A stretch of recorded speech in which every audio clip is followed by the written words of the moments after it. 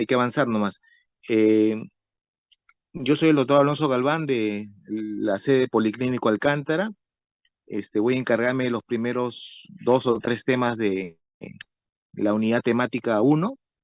Eh, eh, si han visto, hay una primera diapositiva que dice resumen, que eso lo van a revisar al final de la clase para que corroboren lo que hemos hablado durante esta presentación.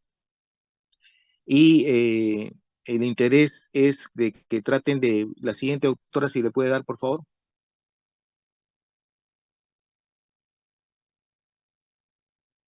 Perdón. La siguiente puede darle, por favor. Sí, claro. Ya. Estos son los logros que estamos poniéndonos como objetivo el, el, el obtener en esta clase, y hay que afianzar en la comprensión de lo que es el entendimiento en la conceptualización de lo que es la atención primaria, darnos cuenta de lo complejo que es implementar este tipo de enfoque en un sistema sanitario, sobre todo como el nuestro, conocer un poco del sistema sanitario y algunos aspectos que tienen que ver con el nivel de atención muy básicos, porque no es el tema fundamental de la clase, ¿no? Dele la siguiente, doctora, por favor. La otra, por favor, doctora, disculpe. No se preocupe. Hay 3 momentos en el tiempo que lo he enmarcado de esta manera como para poder entender el concepto de cómo apareció atención primaria, porque más adelante vamos a ver, vamos a darnos cuenta que muchas personas hablan del tema, pero no siempre es lo mismo, y no siempre en realidad es el concepto básico de lo que es atención primaria. Entonces vamos a empezar con el momento de 1910, por favor, doctora, si le puede dar. Deben ustedes haber avanzado algo en sus cursos anteriores a estos, en los ciclos previos. Lo que sucedió en 1910, si ustedes observan, este es un óleo, el doctor se llama el óleo, que está expuesto en la Galería de Londres, donde estamos observando una persona muy concentrada, observando lo que hace aparentemente una niña en la cama. Si logran visualizar bien al lado del doctor, en la parte izquierda, derecha de él, hay una persona que está parada, que aparentemente es el padre de esta niña, y es una paciente y un doctor y su familiar que están observando el problema que tenía la niña, y eso era lo que hacían mayormente los médicos en ese entonces, ¿no? Sentarse por mucho tiempo y tratar de ver lo que pasaba el paciente. Es más, hasta se trasladaban a su domicilio para quedarse en casa y poder seguirla más de cerca y poder determinar qué probable enfermedad era la que tenía, ¿no? Exponiéndose a muchos aspectos del entorno, obviamente, ¿no? La siguiente, doctora, por favor.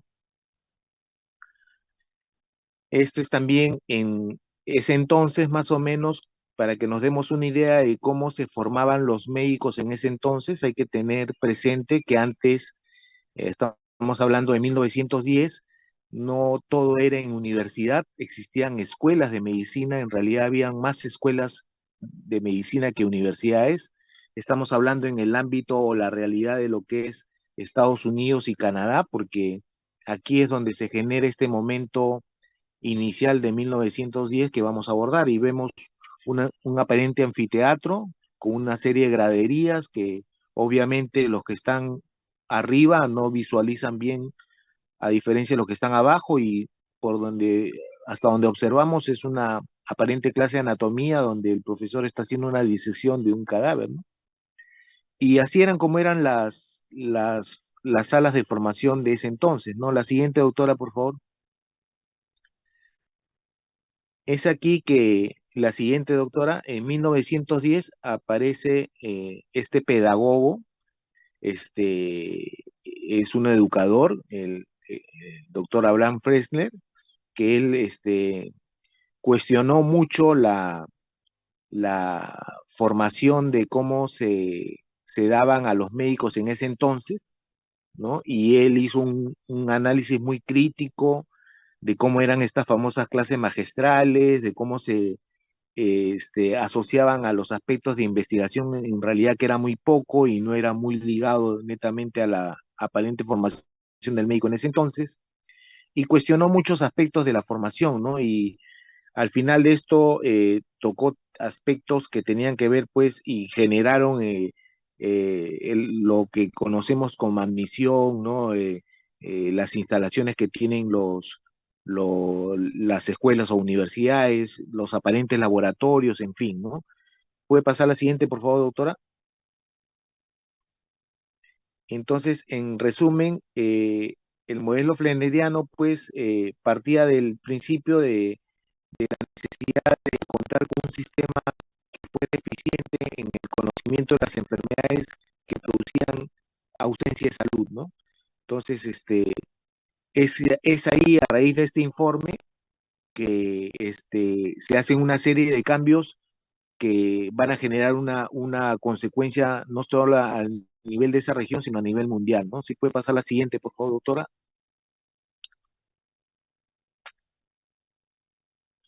Entonces, partimos del concepto de, se entendía la salud como ausencia de enfermedad y como planteamiento objetivo, ante este concepto era recuperar la salud ante la presencia de la enfermedad, ¿no? Entonces, la siguiente, doctora, por favor.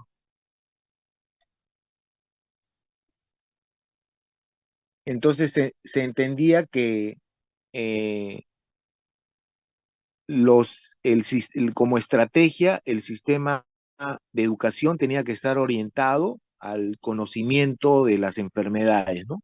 Y como parte del sistema sanitario, los establecimientos de salud que la conformaban también tenían que estar orientados en el manejo de, de la enfermedad, ¿no? La siguiente, por favor, de ese entonces.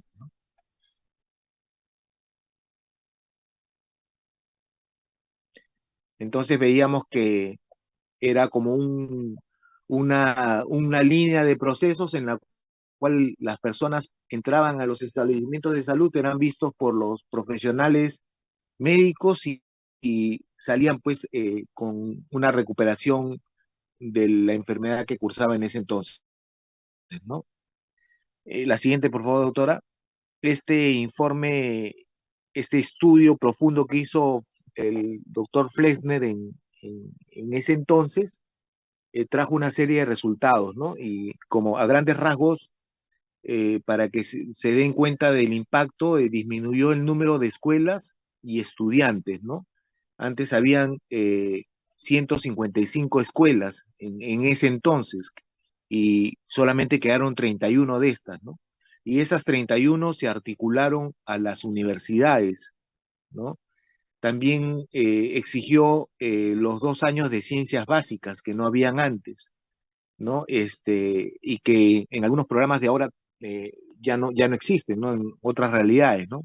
Integró la enseñanza práctica con los hospitales que no había esa sociedad, se incorporaron formalmente los laboratorios, se desarrolló de manera más ordenada y incorporada la investigación junto con el resto de la formación, articuló y creó lo que conocemos ahora como ciencias básicas, la preclínica y la clínica, fomentó la dedicación exclusiva de los docentes y se entendió pues que en ese entonces el médico sin esas competencias o con esas competencias con las que salía iba a ser más rentable, ¿no? Para la sociedad, ¿no?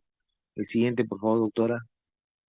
Entonces, esto generó unos efectos, ¿no? Que lo que mencioné, este modelo fresneriano se multiplicó y replicó a nivel mundial y se hizo universal, ¿no? Y casi todas las facultades de medicina de los distintos países lo tomaron como tal, ¿no? Y ese modelo fresneriano en el tiempo orientó también a que el desarrollo de los centros médicos sean netamente recuperativos, ¿no? En la búsqueda de esta ausencia de la salud y se fue dejando de lado algunos aspectos que tenían que ver con la responsabilidad del entorno, en este caso la participación de la ciudadanía, ¿no? Dale a la siguiente, por favor, doctora. Entonces, esto también generó el avance de tecnologías en lo que era equipos y la creación de medicamentos, ¿no? Que obviamente estaban todos direccionados a los problemas de salud existentes que no necesariamente podían cumplir el criterio de prioridad, ¿no? Y ese aumento exponencial generó pues el aumento de los costos en las atenciones, redujo las coberturas de las atenciones y aumentó un poco más la brecha de exclusión de los ciudadanos con menos recursos, ¿no? La siguiente, doctora. Y este modelo pues nos fue generando ciertas reflexiones, ¿no? Que eh, se estimaba pues que había un extraño matrimonio entre lo que era la ciencia y la enfermedad, iba a producir la salud explícitamente, ¿no? Y no nos dimos cuenta y dejamos de lado que las cosas cotidianas que hacemos en el día a día son fundamentales y determinantes para aumentar los riesgos y la presencia de problemas de salud, sobre todo los crónicos, ¿no? Entonces nos hizo descuidarnos en ese aspecto, ¿no? La siguiente, por favor. El segundo momento en el tiempo que mencioné es 1946, posterior o ya en las finales de lo que acababa la Segunda Guerra Mundial en Europa, porque hay que recordar que todavía en la parte del Pacífico la guerra continuó unos años más, pero en Europa prácticamente, la siguiente si puede poner, doctora, eh, Europa quedó devastada, ¿no? Y con el tiempo, las potencias vencedoras, dentro de esos cambios para la reconstrucción de Europa, plantearon la creación de la Organización Mundial de la Salud. Si puede pasar la siguiente, doctora, por favor, se lo agradecería. Y esta organización mundial que se creó en 1946 en Estados Unidos, que la presidió un médico sociólogo de la ex Yugoslavia, que ya no existe, que fue a su vez prisionero de guerra, fue quien la presidió y la que creó la constitución de la OMS, ¿no? Desde 1946, donde le integraron 61 países del mundo de ese entonces, ¿no? Dale al siguiente, por favor. Entonces, ya se modificó un poco de que el concepto no solamente de salud era la ausencia de enfermedad, sino que tenía que ver con un estado físico, mental y social, ¿no? Ya se incorporó este aspecto, ¿no? Eh, la siguiente autora, como objetivos, se planteó que había que considerar a la salud como un derecho fundamental para todo ser humano y como estrategia se planteó que esta debería ser incluida en todas las constituciones de los países este, como derecho fundamental, ¿no? El siguiente, por favor, doctora. Entonces, obviamente esto generó ciertos eh, cambios también, ¿no? Y se estaba dando un gran salto en función al cambio de esta conceptualización y surgen, como siempre, surgen algunos cuestionamientos que son válidos en ese entonces, ¿no? Como se planteaban que la salud no necesariamente era un estado, sino un proceso, que no existía un completo estado de bienestar, sino el mayor grado posible de bienestar, y que el bienestar no era necesariamente un concepto general, sino que estaba relacionado a grados de variable y que tenían que ver con el bienestar individual de acuerdo a las realidades que tenían muchas personas. Cuestionamientos totalmente válidos que también quedaban pues como punto de discusión, ¿no? El siguiente, por favor, doctora.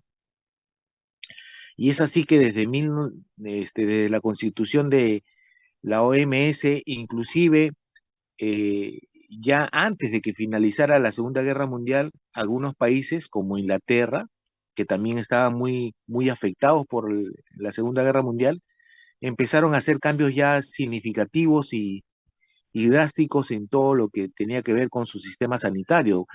O sea, no necesariamente fue con la constitución de de la OMS en Europa, ¿no? Sino ya habían otros países que ya estaban avanzando, por dar ese ejemplo. La siguiente, doctora, por favor.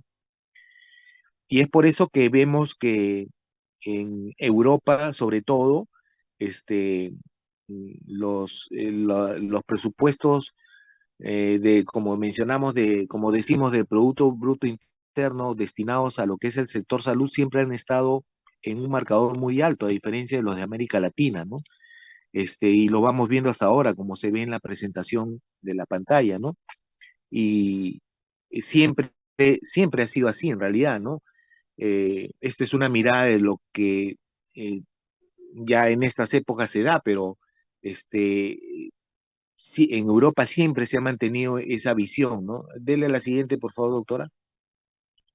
Entonces, ya es aquí después de estos dos momentos en que mencionamos, del el informe Flexner y la constitución de la OMS, es que en 1978, la siguiente, doctora, por favor, en Alma Ata, un antiguo país que conformaba la Unión de Repúblicas Socialistas Soviéticas, se realizó la conferencia de Alma Ata y que fue en el 78, donde intervinieron 134 países y 67 organizaciones, con un director general, pero aquí hay que resaltar que como subdirector de esa OMS de ese entonces, y a su vez como coordinador general de la conferencia de Alma Ata, tuvimos a un peruano muy destacado, ¿no? El doctor David Tejada Riveros, que lamentablemente ya nos dejó, ¿no?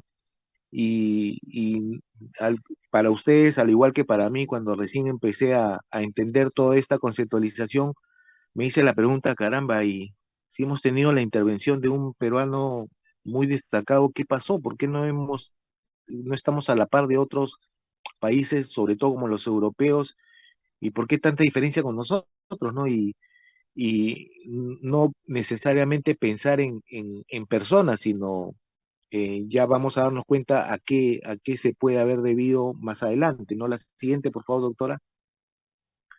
Entonces se entendía que ya muy aparte de la parte física, mental, junto con lo que era la ausencia de la salud, había que incorporar el aspecto político, ¿no? Y fusionado con la parte social. Ya la salud no podía estar desligada de esos dos procesos, ¿no? Entonces, ahí es donde se dice que el proceso político, que tiene que estar orientado a la toma de decisiones en funciones de intereses comunes, tenía que ver, pues, sobre todo poner la mirada en lo que son las prioridades sanitarias de toda población y desde el punto de vista social, eh, había que tomar en cuenta el aspecto cultural de todo grupo poblacional o por ámbito geográfico, que tenía que poner una mirada en lo que significaba la salud y el bienestar en una comunidad, ¿no? O sea, había que conjugar esos dos procesos junto con lo que ya hemos mencionado de la búsqueda de la ausencia de la salud y el aspecto físico y mental, ¿no? La siguiente, por favor, doctora. Entonces, se planteó, miren, estamos hablando de 1978, se planteó para ese entonces que para el año 2000 había que tener en esa meta de social y política, tenía que haber salud para todos en el año 2000, ¿no?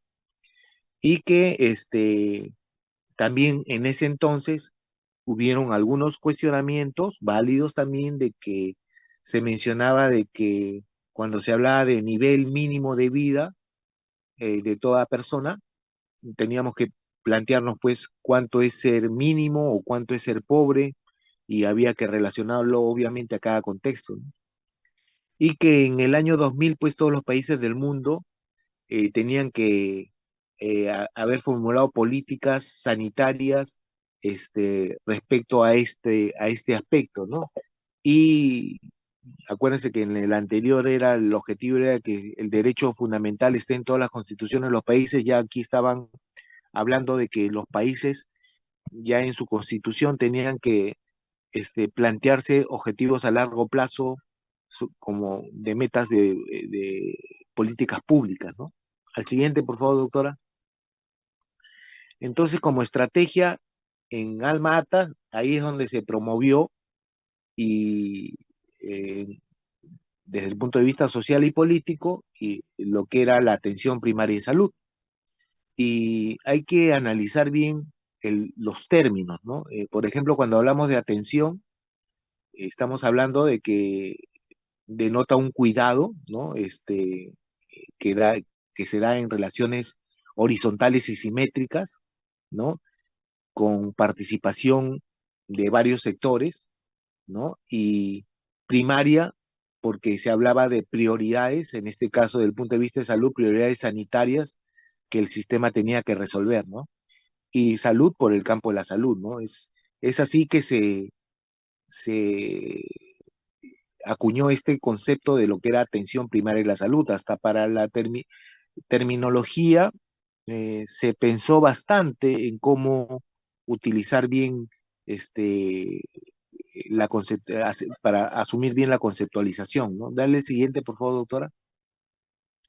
Y es así que el artículo 6 de Alma Ata menciona, pues, y esto hay que leerlo textualmente, la asistencia sanitaria es esencial basada en métodos y tecnologías prácticas científicamente fundadas y socialmente aceptables, puestas al alcance de todos los individuos y familias de la comunidad mediante su plena participación a un costo que la comunidad y el país puedan soportar en todas y cada una de las etapas de desarrollo con espíritu de autorresponsabilidad y autodeterminación. Un concepto totalmente válido hasta el día de hoy, que no se ha desfasado en nada y que muchos hasta ahora lo seguimos viviendo, ¿no? Como realidades como la latinoamericana, ¿no? La siguiente, doctora, por favor. Entonces, los elementos fundamentales de Alma Ata: acceso universal, adhesión a la equidad, participación de la comunidad y enfoques intersectoriales. Esos son los elementos fundamentales de lo que es Alma Ata, ¿no? El siguiente, doctora. Y que Alma Ata, pues, atención primaria, llegar a un enfoque de atención primaria tenía que ver con el trabajo de hormiga, por decirlo así, desde los niveles inferiores hasta los más altos, de trabajo multisectorial, participación ciudadana y cooperación internacional, ¿no?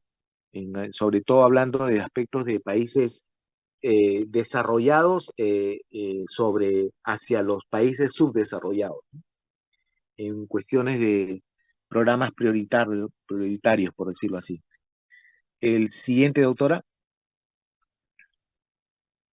Entonces, en una búsqueda de una mejor u óptima atención primaria de salud, tenemos que plantearnos por qué desde el 78 hasta ahora se nos ha hecho tan complejo entender e implementar la atención primaria, ¿no? Dele a la siguiente, doctora, por favor. La siguiente también, doctora. Y ya estamos, miren, la siguiente, por favor. Estamos a 45 años de ese momento trascendental, con participación de un peruano, con acceso, por decirlo, a todo. Y la siguiente, doctora, por favor. Así es como la pandemia, este, cogió, por decirlo así, de manera sorpresiva a nuestro sistema sanitario y, y lo dejó peor de lo que estaba, ¿no? Entonces, mejor dicho, hizo ver sus tremendas falencias que tenemos, ¿no? Y esta es una imagen, un gráfico eh, en función a caricatura, pero que pues evidencia pues que nuestros hospitales están saturados, los sistemas informáticos no dan el resultado y no dan el soporte adecuado. Tenemos fuga de médicos, sobre todo los que deberían estar en los primeros niveles de atención. Nuestra calidad asistencial está por los suelos, burocracia añadida a ineficacia y corrupción, tiempos ilimitados para manejar problemas, sobre todo en las consultas ambulatorias, que es lo determinante, y pues especialidades que deberían de ser pilares como en otros sistemas sanitarios. Me refiero a lo que es medicina de familia o otras nomenclaturas a nivel nacional, a nivel, perdón, mundial, que se dan y que son la base del sistema eh, sanitario, y no las tenemos, ¿no? Al número correcto, ¿no? La siguiente, autora, por favor. Entonces hay que preguntarnos esto, ¿no? ¿De qué depende implementarla? ¿Y por qué nos toma tanto tiempo? ¿Y por qué se hace tan complicada? ¿Y por qué se hace eh, tan costosa? Y para eso hay que analizar una expresión, la siguiente, por favor, doctora, que es la que ustedes están visualizando ahí, pues que todo, y sobre todo lo han visto ahora en la pandemia, entre comillas, expertos entrevistados en programas de televisión, en todos los canales, y que les preguntaban cuál era la solución para esto de la pandemia, y atención primaria, ¿no? Y desde esos aparentemente expertos, funcionarios con cargos relevantes, ministros, presidentes, congresistas, te hablan del concepto, y a la hora de explicarlo, cada uno lo entiende de manera diferente, ¿no? ¿Y por qué se podría dar esto? Aquí viene la, la explicación, de por qué tenemos tanta confusión, y por qué nos estamos demorando tanto en implementarlo, ¿no? Y la siguiente, por favor. Y es que hay que enmarcar tres tipos de enfoque de cómo las personas conceptualizan o ven lo que es una atención primaria: un conjunto de actividades, un nivel de asistencia y una estrategia, ¿no? Dale a la siguiente, por favor, doctora. Entonces, si queremos hablar de un conjunto de actividades, este, habría, siguiendo la ruta de las flechitas, este, en este enfoque, la APS, vamos a decir APS, la atención primaria de salud, se enfoca para comunidades o sociedades llamadas en desarrollo o con un criterio de esencialidad, ¿no? Y esto llevado a los seguimientos que pide, que se plasmaron en Alma Ata, tiene que ver pues con el cubrir actividades sanitarias o alimentarias, medioambientales, ¿no? Que no necesariamente las expectativas solucionan los aspectos prioritarios de esos grupos de riesgo, ¿no? Y aquí es donde se desarrolla pues lo que se menciona en el texto de Almata, ¿no? Aspectos de educación, provisión de alimentos, nutrición, saneamiento, prevención de control de enfermedades, inmunizaciones, en fin, ¿no? Y el resultado que puede dar este tipo de enfoques es que cuando se mira así, las actividades que involucran esto están dirigidas solamente al primer nivel de atención, se deciden en un nivel técnico primario, y generan un impacto parcial sobre la salud de una comunidad, ¿no? Ese es la primera explicación de este tipo de enfoque en la actividad. Es el siguiente, doctora, por favor.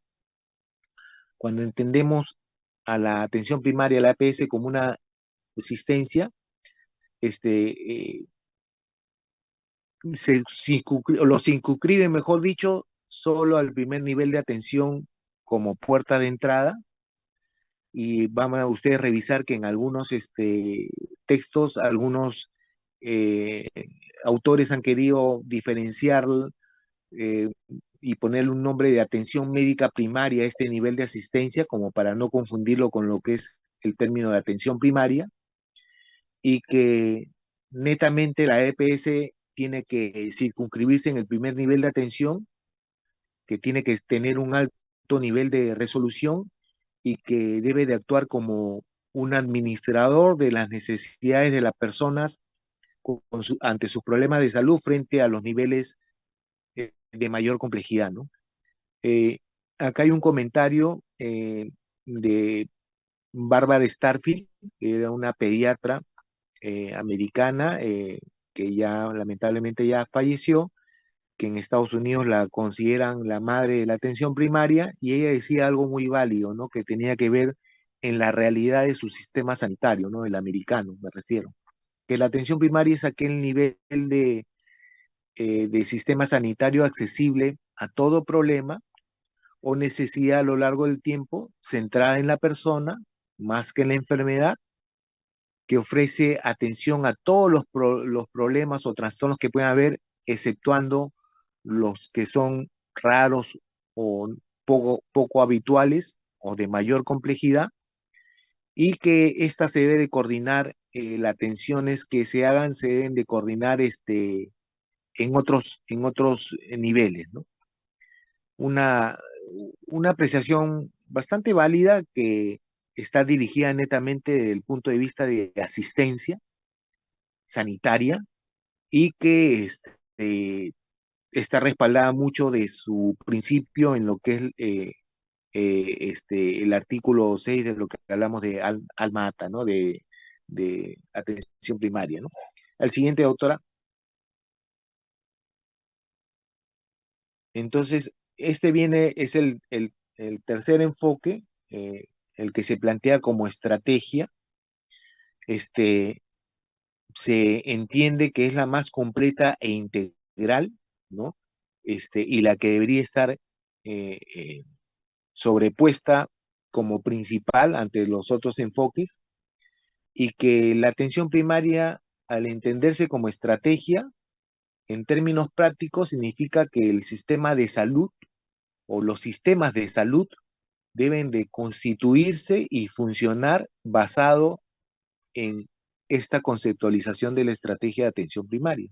¿Qué quiere decir eso? Que este, ninguno de los componentes que conforman los distintos niveles de atención es más importante que otro. Todos tienen igual importancia, y todos tienen que conocerse entre sí, y tienen que tener funciones de circuito o de comunicación viables, y que desde la perspectiva de que ningún nivel es más importante que el otro, cada uno de sus integrantes tiene un rol preponderante en la prevención, curación y rehabilitación de los problemas de salud de toda comunidad. Entonces, entendiendo esto así como estrategia, a diferencia de las otras concepciones que se han mencionado, obviamente esta genera un mayor impacto, y sobre todo más importante, que se, se traduce en que puede ser permanente sobre la población. Y entender también que el nivel de decisión para implementar esta estrategia de APS tiene que ver fundamentalmente con la perspectiva política, ¿no? Hablando de los derechos fundamentales de las personas, ¿no? Entonces, esta en realidad es la más completa, y es la que hace ver que no necesariamente estamos hablando de solo lo que concierne al campo de la salud. Y ahora vamos a explicar por qué. La siguiente, doctora, por favor. Mil disculpas que le esté molestando. Este, en- Hay que partir de esta premisa. El enfoque cultural es una denominación genérica para referirse a aquellos enfoques que promueven el interés para desarrollar una competencia intercultural. ¿Qué estamos diciendo con eso? Que este, este enfoque es determinante para plasmar o llegar a un objetivo trazado, no necesariamente a corto plazo, sino a mediano o largo plazo.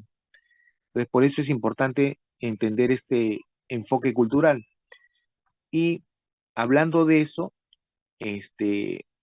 la siguiente, por favor, doctora, yéndonos a por qué algunos continentes han avanzado más que eso, tienen que ver con este cambio de enfoque, sobre todo cultural, que han ido desarrollando algunas sociedades.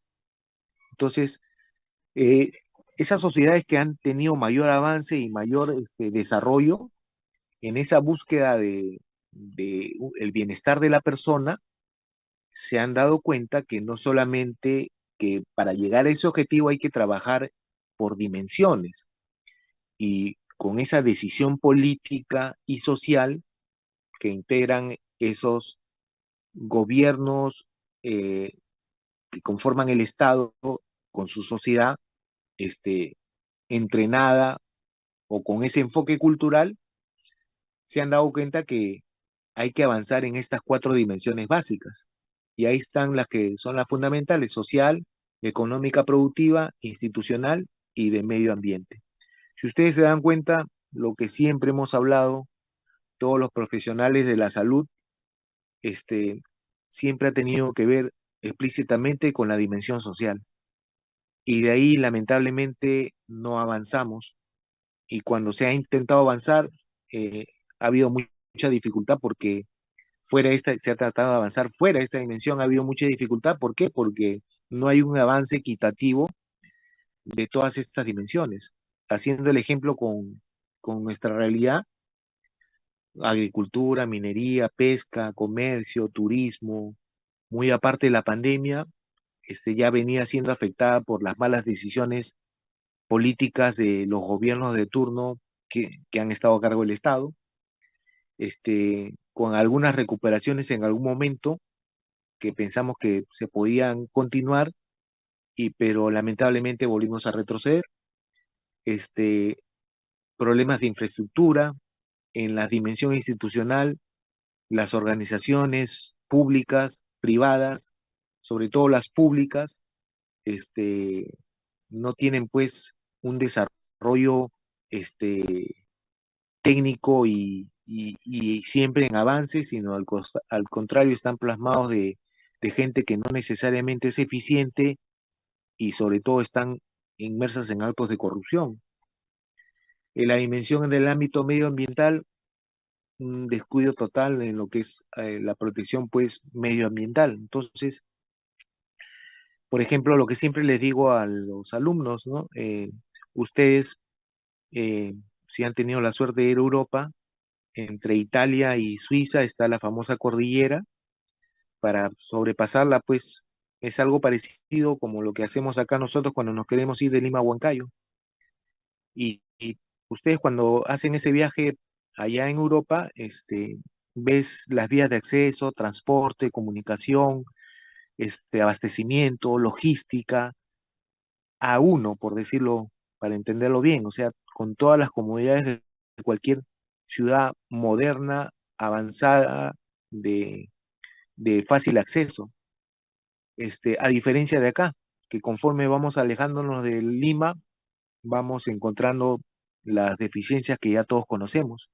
Y si tenemos problemas X durante esos viajes, pues es una nueva aventura, este, mochilera, como llamamos. Entonces, eso es la gran diferencia entre el esquema general de desarrollo en búsqueda de un bienestar de las personas en una realidad cultural con una sociedad específica, con Europa, por ejemplo, a diferencia de lo que es América Latina, ¿no? La siguiente, autora, por favor.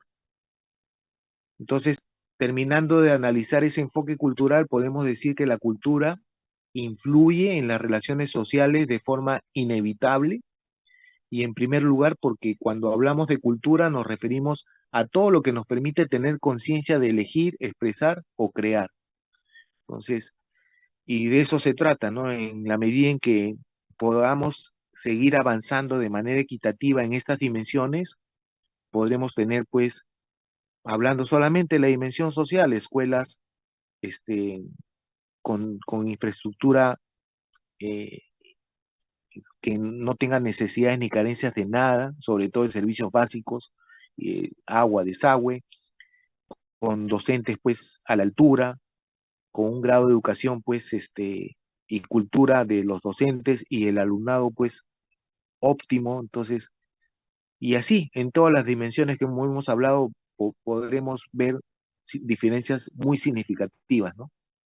Y por consiguiente, la siguiente autora, en una realidad y en otra vamos a ver que cuando se quiere generar pues esta conducción y gestión descentralizada para llegar para trabajar aspectos de gobierno, rectoría, conducción, gerencia, con una serie de actores específicos, va a ser mucho más fácil en un contexto donde tiene pleno desarrollo y va a ser mucho más difícil en un contexto donde hay ausencia de pleno desarrollo. El siguiente, por favor, doctora. Y a su vez, el siguiente, por favor, doctora, esas competencias exclusivas de estos tres niveles de gobierno, el nacional, el regional y el local, cada uno en su ámbito que le corresponde, va a poder ejecutar e implementar y desarrollar los proyectos que tengan que ver con las necesidades propias de su localidad, su población o según las políticas públicas trazadas por los gobiernos a mediano o largo plazo, independiente de que el beneficio pueda ser inmediato o, o a más tiempo para alguna localidad, ¿no? El siguiente, doctora, por favor. También las funciones de salud compartidas entre estos tres niveles, en esos, solamente hablando de actores entre una realidad y otra, en un contexto con pleno desarrollo y un contexto con ausencia de pleno desarrollo, pues las actividades compartidas que tengan que hacer estos niveles puedan ser mucho más eficaces y eficientes, ¿no? Y no se va a ver lo que vemos acá, presupuestos no ejecutados, que tienen que ser devueltos al tesoro público, que más se ha ido el dinero en aspectos de corrupción y obras que no son prioritarias, en fin, ¿no? El siguiente, doctora. Y el enfoque que apliquen esos funcionarios, sobre todo los que tengan cargos altos, relevantes, o cargos técnicos también que son de mucho más análisis, podrán analizar mejor según el nivel en que se encuentren y podrán plantearse mejor las preguntas en relación a cómo solucionar sus problemas, ¿no? Entonces, de acuerdo a la realidad del ámbito local. ¿A qué me quiero referir con esto? Pues de que, por ejemplo, cuando hablamos de la parte local, estamos hablando de los municipios y es lo que solemos ver en bastantes municipios, ya no solamente aquí en la capital, sino también en provincias, que muchos distritos o municipalidades no pueden ni siquiera limpiar bien su basura o aspectos de saneamiento y desagüe y están metiéndose a aspectos de coberturas o prestaciones de salud que no es el ámbito que le corresponde, ¿no? Eh, a quién corresponde, ¿no? Entonces, el famoso CISOL o los hospitales, pseudo hospitales de la solidaridad, ¿no? Y al final distorsionan más lo que tiene que ver con el entendimiento del sistema sanitario. El siguiente, doctora, por favor. Entonces, podemos concluir que la atención primaria es un conjunto de tareas o actividades clínicas particulares que todo tipo de actividad clínica se debe dar en todos los niveles de atención. No, la atención primaria no está en un solo nivel, está en todos los niveles y acuérdense, pensando desde el enfoque de estrategia, es el sistema sanitario tiene que estar respaldado y formado para constituirse en lo que es la APS, ¿no? Y ahí lo estamos diciendo, es un enfoque que constituye la base y determina la manera de trabajar de los restantes niveles del sistema sanitario y la APS siempre se va a enfrentar a condicionantes de la enfermedad que influyen en la respuesta de las personas y sus problemas de salud, ¿no? Siguiente, doctora, por favor.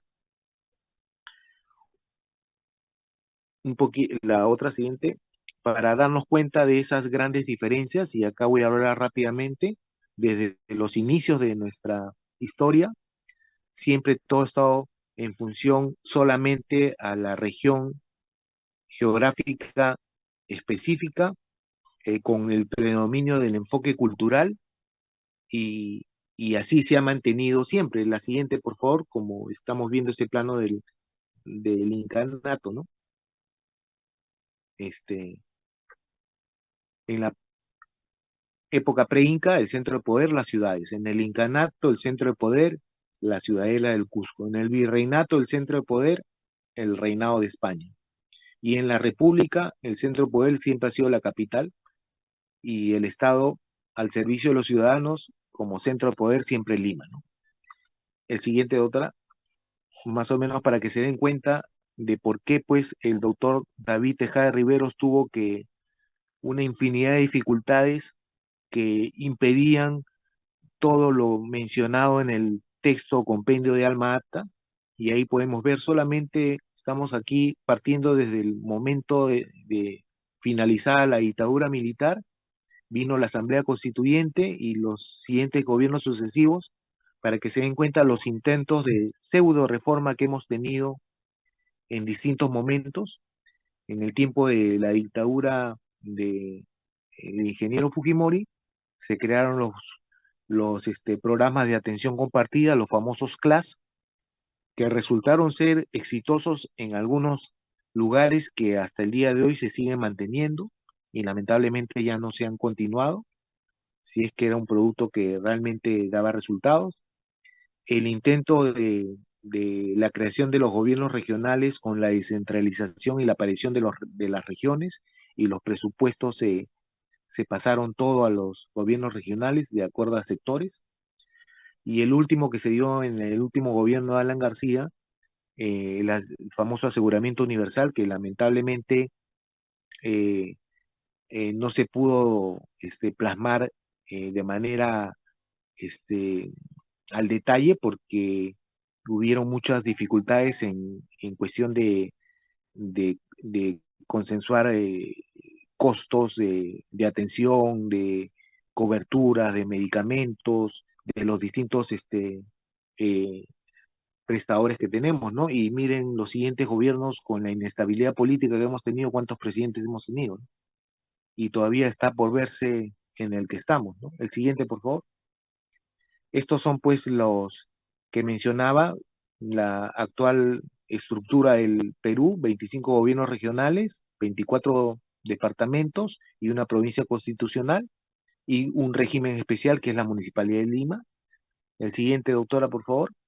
El, eh, para darnos cuenta, en los modelos asistenciales solamente existen tres modelos: el público, el privado y el mixto.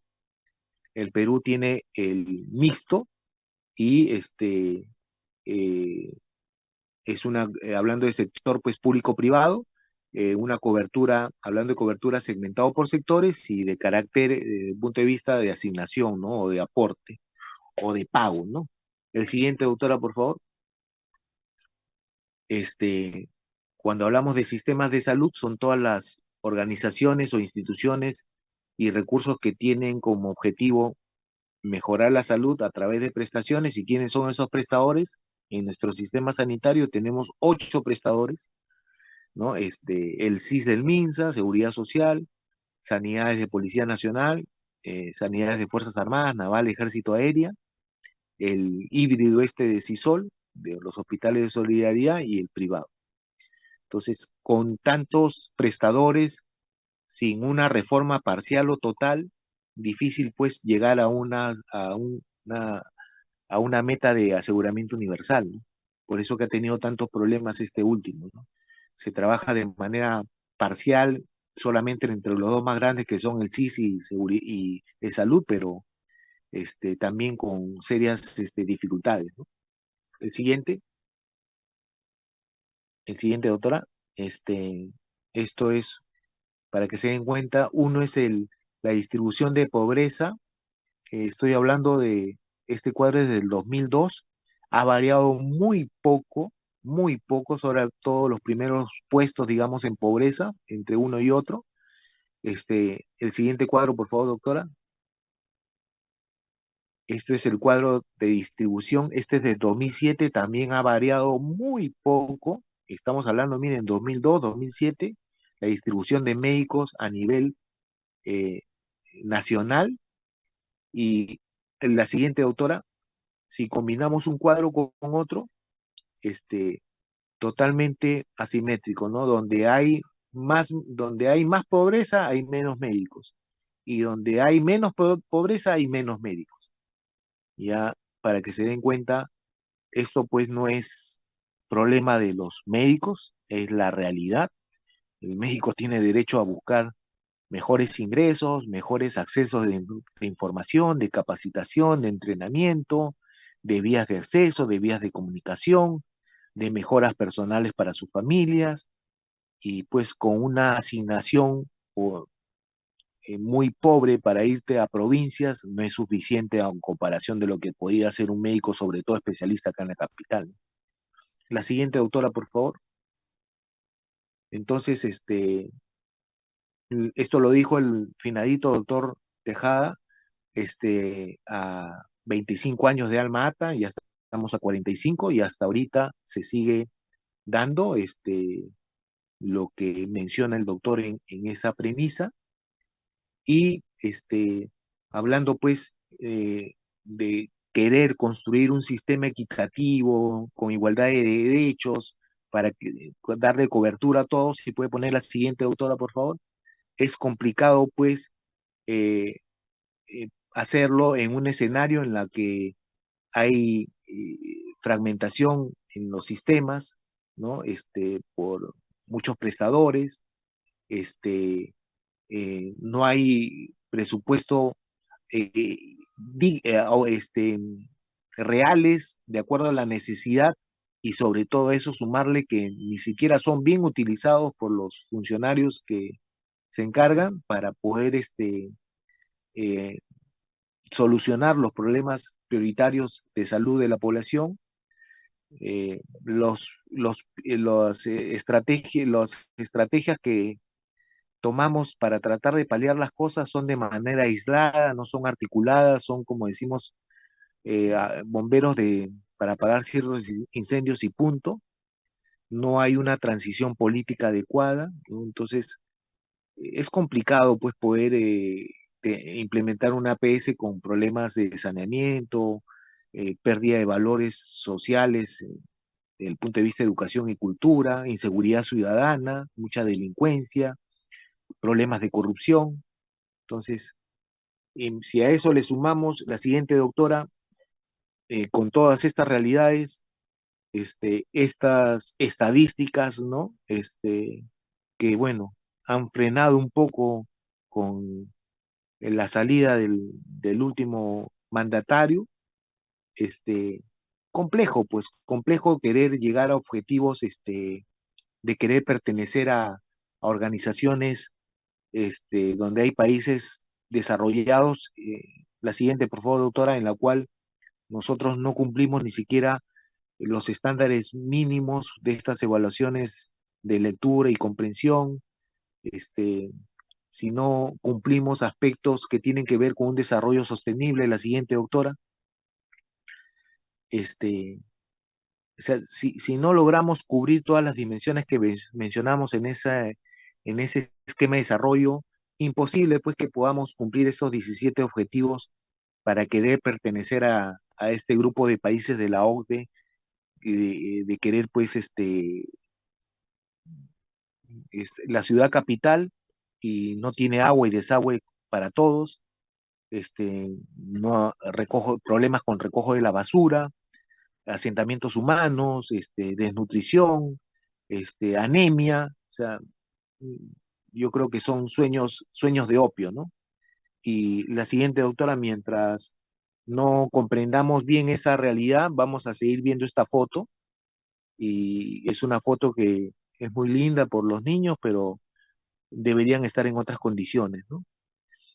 Bien, no sé si la última es la bibliografía y ya en la primera diapositiva, que no sé si puede volver a ella, doctora, este, ahí está el resumen. Yo creo que se cumple todo lo que hemos mencionado en esta clase y espero que no les queden muchas dudas porque creo que está bastante sintetizado y esquematizado para que puedan comprenderlo de una manera muy clara. Y si hay alguna pregunta, estoy a la espera. Mil gracias, doctora. Disculpe que le he estado molestando con todo esto. No se preocupe, doctor, tranquilo, gracias. No sé, muchachos, si hay alguna pregunta.